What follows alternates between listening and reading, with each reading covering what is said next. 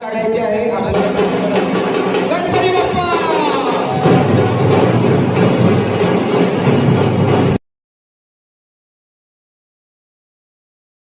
हे टोटल जे आहे ते 32,000 स्क्वेअर फीटची जागा आहे आणि त्याच्या पुढे पण आपण करणार आहोत। या 32,000 स्क्वेअर फीटमध्ये आपण साधारण 6 ते 7 प्रकारचे आपण इकडे बघतोय की होणार आहे।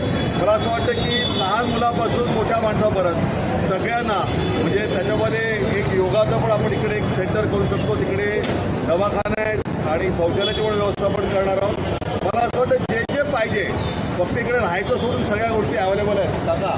तुम्ही माणसाला सकाळी उठल्यापासून जॉगिंग ट्रॅक आहे, व्यायाम करायला मिळणार आहे, मुलांना रॅपलिंग करण्याकरता मिळणार आहे, इकडे खेळण्याकरता खेळ पण कसे आहेत तर बास्केटबॉल पण आहे, क्रिकेट पण आहे। मला असं वाटतं इकडे एक चांगलं कबड्डीचं ग्राउंड पण होऊ शकेल आणि वेगळ्या प्रकारचे स्पोर्ट्सला ट्रेनिंग देण्याकरता पण आपण इथे काम करू शकतो।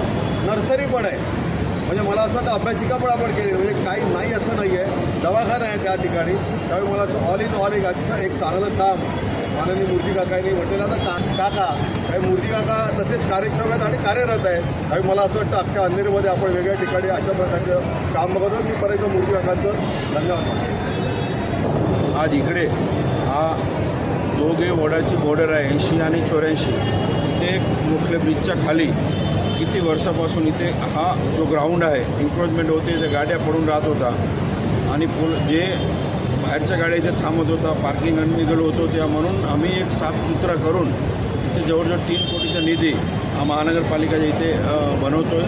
त्या CSR फंडातून एक चांगलं गार्डन आणि प्रत्येक जसं अभिजित सरांनी सांगितलं प्रत्येक गोष्टीचं इथे उपलब्ध करून देणार आहेत। सिनियर सिटीजनपासून मुलापर्यंत जे जे काय लागेल ते सगळं इथे होणार आहेत। आमचे सगळे नगरसेवक त्याच्यावर लक्ष घालून चांगलं काम करून घेतील। धन्यवाद।